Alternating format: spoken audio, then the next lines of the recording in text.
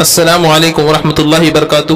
میں عبداللہ لاتوری، آپ کا استقبال ہے مسائل حنفی دیوبندی میں۔ سوال یہ پوچھا گیا ہے کہ بہت سارے غیر مسلم لوگ ہم کو جانور ذبح کرنے کے لیے کہتے ہیں اور اس کی اجرت بھی دیتے ہیں، تو کیا ہم ان کے جانور کو ذبح کر سکتے ہیں یا نہیں، اور اس پر اجرت لے سکتے ہیں یا نہیں؟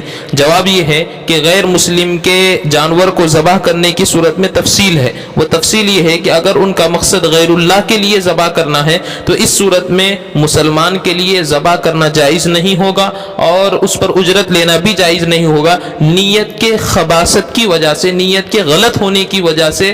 چاہے اس پر بسم اللہ اللہ اکبر مسلمان پڑھے تب بھی وہ جانور حلال نہیں ہوگا، وما اہل لغیر اللہ میں داخل ہوگا۔